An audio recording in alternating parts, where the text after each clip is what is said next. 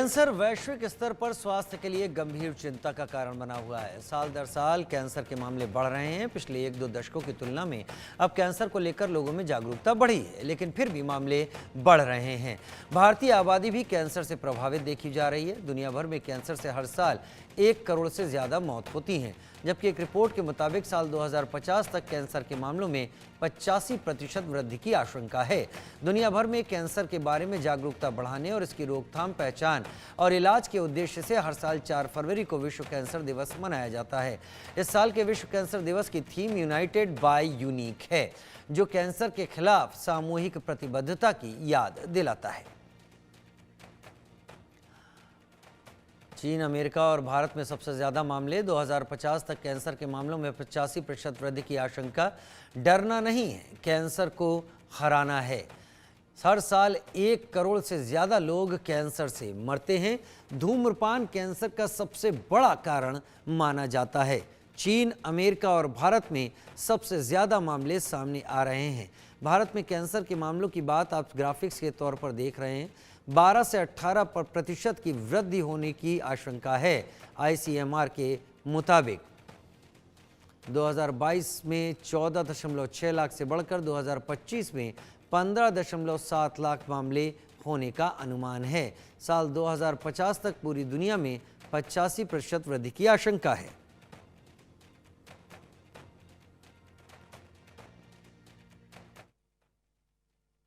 मैं अपनी तरफ से जितनी कोशिश करूँगी वो यही होगी कि मैं अवेयरनेस फैलाऊँ, जितना हो सके लोगों को बताऊँ कि मेरी जर्नी कैसी रही।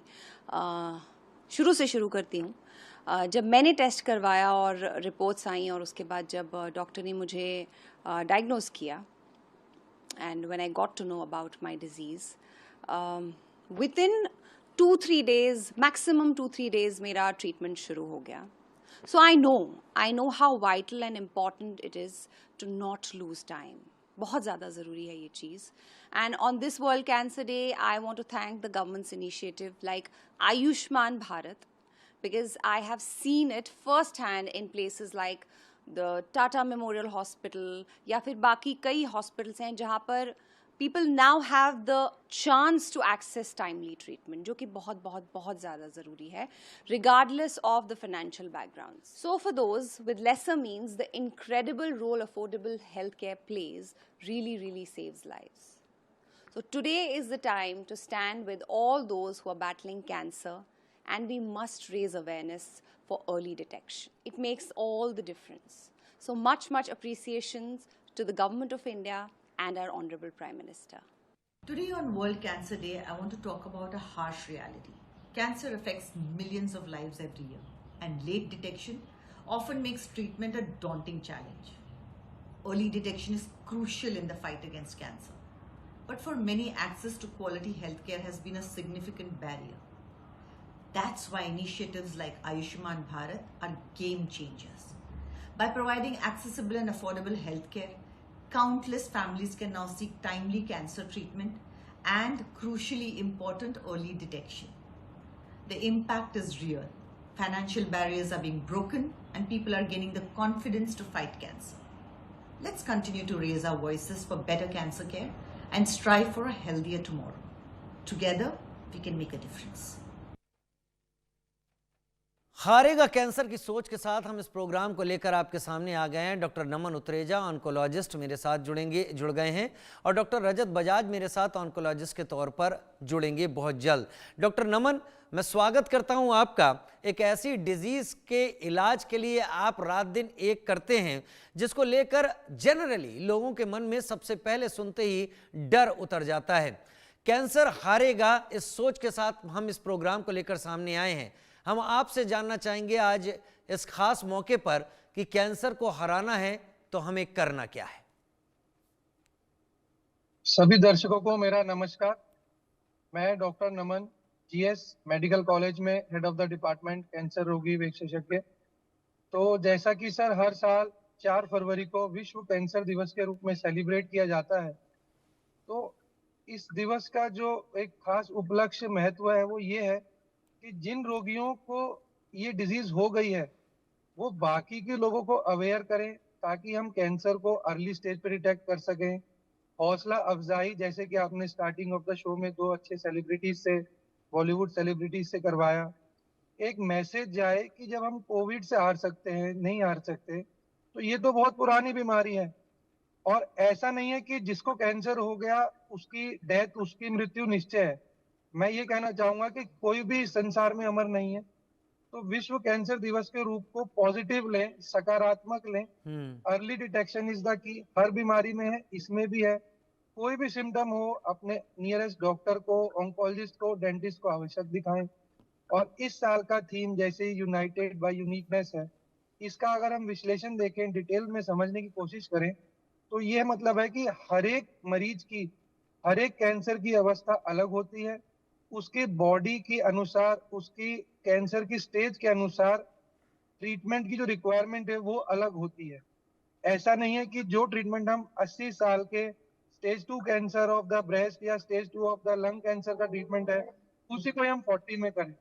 इसी साल का जो थीम है वो यही है, खासकर कि हमें सबको एक साथ लेकर आना है, एकजुट होकर लड़ना है। और डॉक्टर्स का स्पेशली रोल ये रहना चाहिए कि हमें टेलर ट्रीटमेंट देना चाहिए, पर्सनलाइज्ड केयर देनी चाहिए, ताकि हम सभी एक अम्ब्रेला के नीचे, जिसमें हम सब एक साथ लड़ सकें, वहां पर आए। डॉक्टर डॉक्टर नमन, मैं उम्मीद कर रहा था कि डॉक्टर रजत बजाज भी अब तक जुड़ जाएंगे, वो जल्दी ही मेरे साथ होंगे। लेकिन कैंसर होता क्या है? लोग इसके नाम से डरते हैं लेकिन इसको समझ नहीं पाते। कैंसर है क्या चीज? तो सर, कैंसर कोई फॉरेनर सेल्स नहीं है, ये हमारे बॉडी में नॉर्मल सेल्स होते हैं। जनरली क्या होता है, 1 to 2, 2 to 4 जो मल्टीप्लाई होते हैं सेल्स, उनका एक तरीका होता है, एक मेथोडोलॉजी होती है। बट कुछ जो ट्यूमर सेप्रेसर जीन्स, जो कि ट्यूमर्स को नहीं होने देते बॉडी में, वो जीन्स का अनकंट्रोल्ड प्रॉब्लम हो जाना, तो नॉर्मल सेल्स जो 1 से 2 होने थे वो 1 से 8 हो गए। हम्म। इसमें जो मेन रोल आता है, इसको हम बोलते हैं uncontrolled proliferation of the normal sales. इसके बाद क्या होता है, जहां से ये ओरिजिन हुए, ओरिजिन सेल से, उस ऑर्गन से ये रक्त कोशिकाओं, ब्लड वेसल्स के थ्रू दूसरे पार्ट में स्प्रेड होता है, जिसको हम मेटास्टेसिस साइंस में और स्टेज 4 लेमन लैंग्वेज में बोल देते हैं। हम्म। तो इसके जो रिस्क फैक्टर्स हैं, जो अर्ली सिम्टम्स हैं, बहुत बार हम जिक्र कर चुके हैं। शरीर के किसी भी भाग में कोई भी आपको लक्षण लगता है, जैसे होठ के नीचे कोई छाला है, जीभ पे कोई अल्सर है, जो घाव नहीं भर रहा है, वो तुरंत डॉक्टर को दिखाएं। 5-7 दिन आपने दवाई ली, लोकल मेडिकल स्टोर से ली या अपने किसी जान पहचान से ली, बट उसके बाद एक अच्छे विशेषज्ञ को दिखाएं। वो विशेषज्ञ डेंटिस्ट भी हो सकता है, ईएनटी डॉक्टर भी हो सकता है, एमडी मेडिसिन भी हो सकता है और ऑन्कोलॉजिस्ट भी हो सकता है। हम्म। दूसरा, सीडेंट्री लाइफस्टाइल से हम जितना जल्दी बाहर निकलेंगे, उतनी मैं आशा करता हूँ कैंसर के इंसिडेंट्स कम होंगे। तीसरा, हमारा जो आहार है, जो हम पौष्टिक आहार, बैलेंस डाइट बोलते हैं, हम्म। वो कहीं ना कहीं आजकल लैकिंग है, आज की जनरेशन में, अगर आप ध्यान दें तो। हम्म। चौथा, किसी भी एक व्यायाम को आप चुन लें और सप्ताह में सिर्फ 5 दिन, प्रतिदिन 30 मिनट की अवधि के लिए भी आप करते हैं, तो भी सफिशिएंट है। जो व्यायाम आपकी बॉडी आपको अलाउ करे, प्लीज वही करें। नहीं तो हम लोग देख रहे हैं आजकल यंग पेशेंट्स में हार्ट अटैक कितने कॉमन है। हम्म। हमने एक नया ट्रेंड देखा है आजकल कि रात को 12 बजे जिम जाते हैं, 1 बजे आए, खाना खा के सो गए। मैं किसी के अगेंस्ट नहीं हूँ, but this is not the right trend. हमारी बॉडी को जो बनाया गया है, उसमें कुछ हार्मोन्स रिलीज होते हैं, जिसमें से मेलाटोनिन एक अच्छा हार्मोन होता है, मेलानिन होता है। इन सब से नींद आना, बॉडी की स्किन का टेक्सचर सब चेंज होता है। हम उसके टाइमिंग को अगर चेंज कर देंगे, तो इनडायरेक्टली आपने प्रकृति से थोड़ा सा छेड़छाड़ करी। हम्म। और जरूरी नहीं कि बीड़ी सिगरेट तंबाकू पीने वाले सबको होगा, हम्म। बट फिर भी मैं यही सबको दूंगा कि कम से कम एडिक्शन पे जाएं। हो सके तो आज ही अपने आप को क्विट करें इन सारे एडिक्शन से, और जल्द से जल्द डॉक्टर की सलाह लें। आपने कहा कि एक व्यायाम होना चाहिए डॉक्टर नमन। क्या मतलब मुझे जी सवाल है दिल में, इसको आप ये मत सोचिएगा कि मैं कुछ गलत बात यहाँ पर रख रहा हूँ। क्या दिन में 5 किलोमीटर चलना भी एक व्यायाम माना जा सकता है? जो लोग चलते हैं, क्या वो भी शरीर को एक्टिव रखने और कैंसर से बचाने में मदद करता है? जी, अगर आपकी बॉडी, आपका हार्ट रेट आपको अलाउ करता है, तो वो भी एक बहुत अच्छी एक्सरसाइज हो सकती है। कुछ लोग कहते हैं मेरे आज 5000 स्टेप्स हुए, कुछ कहते हैं मेरे 25,000 स्टेप्स हुए। तो मैं फिर भी ये कहूंगा, कंपेयर ना करें। हो सकता है राजीव जी, आपके लिए 5 किलोमीटर अच्छा हो, मेरे लिए 3 किलोमीटर भी अच्छा जी। ना हो। तो इट्स अबाउट इंडिविजुअलाइजेशन। बट व्यायाम अगेन बहुत अच्छा है। इससे ना सिर्फ हम एक्टिव रहते हैं, जो रक्त कोशिकाएं जो कोलेट्रल्स है हमारे हार्ट की, वो वेसल्स ओपन होती हैं, जो थोड़ी बहुत ब्लॉकेज है वो भी ठीक होता है। साथ साथ कैंसर के अलावा जो डायबिटीज है उसका रेजिस्टेंस भी कम होता है। तो इंसुलिन की जो डोज है, जो ओरल हाइपोग्लाइसेमिक ड्रग्स हैं, उनकी मात्रा भी कम होते हुए मैंने देखी है। अच्छा डॉक्टर, क्योंकि आप ऑन्कोलॉजिस्ट हैं, कैंसर रिलेटेड ट्रीटमेंट में आप लगातार लोगों को सलाह देते रहते हैं, प्रिस्क्राइब करते रहते हैं, उनको ठीक भी करते रहते होंगे। मैं आपका अनुभव जानना चाहता हूं। लोग मानते हैं कि अगर कैंसर हुआ तो उसके बाद फिर जीवन का क्या, लेकिन क्या आपकी अपने इस पूरे प्रैक्टिस के दौर में आपने कैंसर पेशेंट को ठीक होकर गुड बाय करते हुए, आपको जाते हुए कितनी बार देखा? सर, उस इंसिडेंस के अकॉर्डिंग तो मैंने आज ही मिनिमम 20 लोगों को, जिनका उपचार लास्ट 6 महीने में किया है, हम्म। और जो हम फॉलो पेट स्कैन बोलते हैं उसमें क्लियर होते हुए आज हमने उन सब सम्मानित किया। उन लोगों को जिनका ट्यूमर रिग्रेस नहीं हुआ उनको भी बुलाया ताकि वो हौसला लें, अपनी डाइट अपनी जीवन शैली में वो बदलाव लाए। जिन लोगों में ये हुआ है, कैसे वो संभव हुआ है, ट्रीटमेंट करने वाला डॉक्टर भी वही है, दवाएं भी वही हैं, ट्यूमर भी मिलते जुलते ही हैं, बट एक टर्म होती है पॉजिटिविटी। हम्म।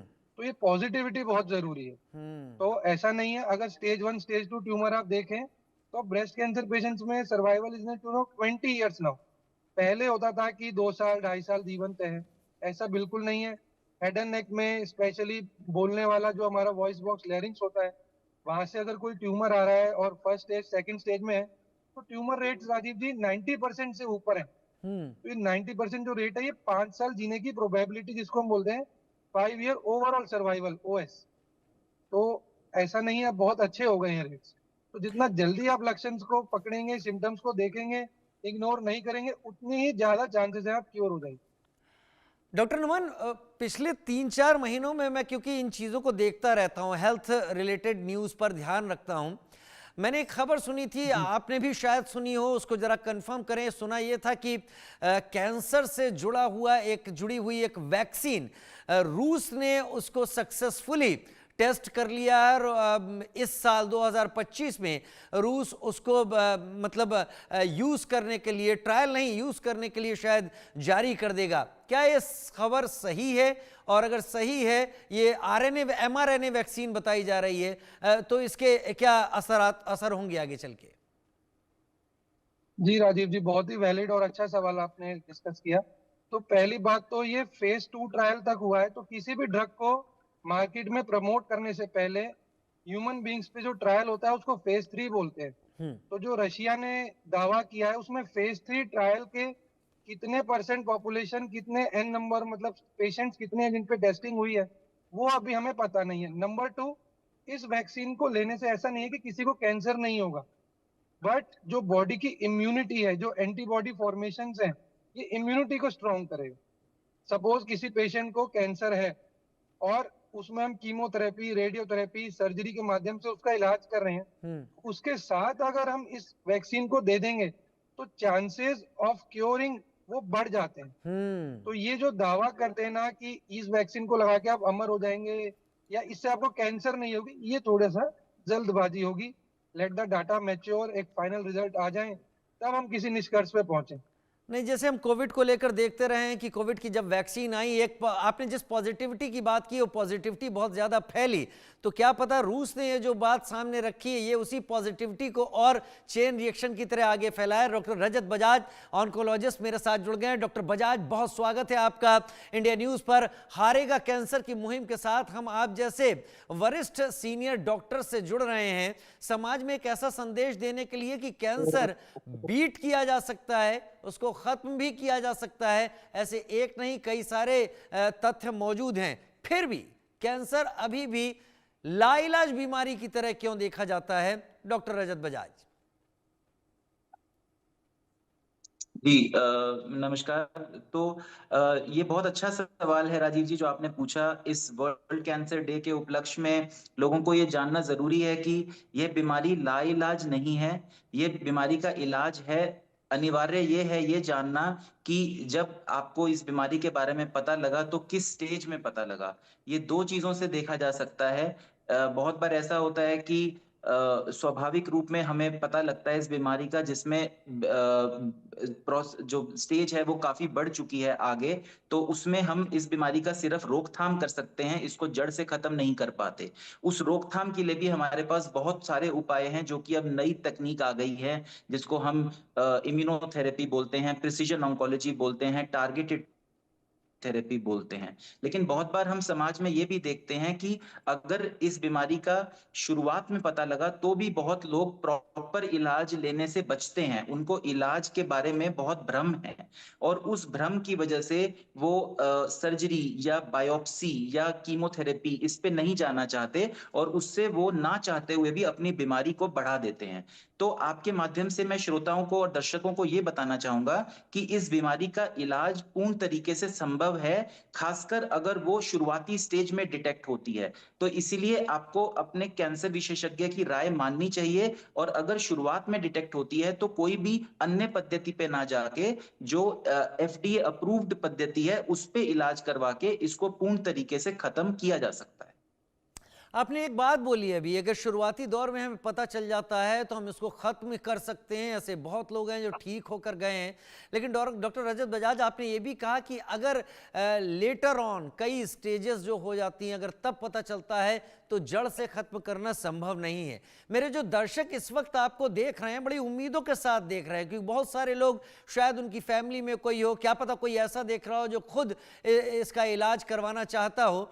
मैं एक संदेश आपकी तरफ से चाहता हूं, क्या ऐसी रिसर्च चल रही हैं, क्या ऑन्कोलॉजिस्ट को और आगे इसकी रिसर्च दिख रही हैं जो इस डर को खत्म करें कि अगर ये किसी बड़ी स्टेज पर हो रहा है या तब डायग्नोज हो रहा है तो शायद इसे जड़ से खत्म ना किया जा सके और फिर ये लाइलाज जैसी ही शक्ल अख्तियार कर दे? डॉक्टर रजत।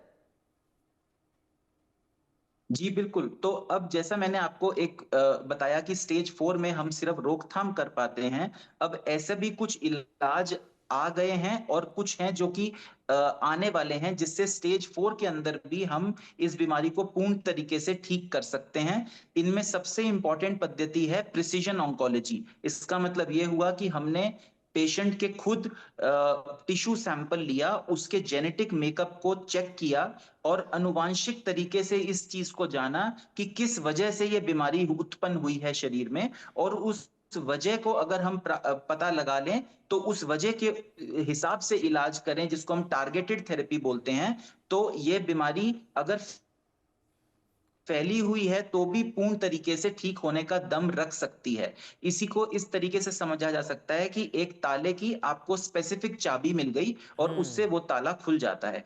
तो इस चीज के लिए ही आपको अपने ऑन्कोलॉजिस्ट से बात करनी चाहिए, और ये चीज हमारे देश में अवेलेबल है, हम लोग यूज कर रहे हैं, और आगे भी इसके ऊपर और शोध हो रहे हैं, और ये चीज आगे चल के और विकसित होने की पूरी संभावना है। मुझे लगता है आप जो बातें कह रहे हैं उससे ये पॉजिटिविटी जरूर आती है, और इसको अगर रूस की उस वैक्सीन से जोड़ें जिसके बारे में डॉक्टर नमन उत्रेजा कह रहे हैं कि फेज 2 ट्रायल तक वो आ चुकी है, फेज 3 ट्रायल यानी ह्यूमन ट्रायल पर उसके जाने की जरूरत है। mRNA वैक्सीन जो कि इम्यून को बूस्ट करेगी। डॉक्टर नमन, दो चीजें, क्या केवल इम्यून बूस्ट करने से इलाज संभव हो सकता है कैंसर का? और दूसरी बात, ये जो सेल्स अपनी खुद की मल्टीप्लाई करके बढ़ने लगते हैं, ये क्या हमारे शरीर में कोई इनिशियल कोई सिम्टम्स होते हैं जिससे पता चले कि ये हमारे शरीर में ये चीज हो रही है? हर एक के शरीर में तो ऐसा नहीं होता। तो सर, जो पहला प्रश्न आपने पूछा, तो ऐसा नहीं है कि खाली वैक्सीन देने से हम कैंसर पे रोकथाम का प्रयास ना करें आगे। It can be adjuvant treatment, ये किसी के साथ दी जा सकता है। बट खाली कैंसर की वैक्सीन देने से अगर आप ऐसा सोचें कि हमें कीमोथेरेपी, इम्यूनोथेरेपी, रेडियोथेरेपी और सर्जरी की आवश्यकता नहीं है, तो ये कहना थोड़ा गलत होगा, क्योंकि अभी ऐसा कोई भी ट्रायल शोध नहीं है जो कहता है कि vaccine alone is sufficient for any cancer treatment. हाँ, प्रिवेंटिव रोल्स हैं बट ट्रीटमेंट में नहीं। और दूसरा सर, जो आपने सवाल पूछा कि क्या चेंजेस हैं, जैसा मैं 5 मिनट पहले कह रहा था कि किसी भी माइनर सिम्टम्स को आप इग्नोर ना करें। किसी भी जगह पे छाला है, कोई वेट लॉस हो रहा है बिना इंटेंशन के, खाना निगलने में कोई तकलीफ है, कमजोरी ज्यादा महसूस कर रहे हैं, तो नॉर्मल सिम्टम्स को अगर आप टाइमली अपने डॉक्टर से कंसल्ट करेंगे तो मैं समझता हूँ कि बेहतर रोकथाम और बेहतर रिजल्ट हम कैंसर के ट्रीटमेंट के दे पाए। डॉक्टर नमन उत्रेजा, डॉक्टर रजत बजाज, आप दोनों मेरे साथ जुड़े, हौसला बढ़ाया उनका जो इस बीमारी के बारे में जानना और समझना चाहते थे और कहीं बहुत दिमाग में ये बात पाले बैठे थे कि अगर कैंसर की जानकारी सामने आती है कहीं से तो वो एक डरावनी जानकारी है। जो रिसर्च चल रही है, जो चीज़ें इस वक्त चल रही हैं, वो इस बात का इशारा करती हैं कि कैंसर हारेगा और ज़रूर हारेगा।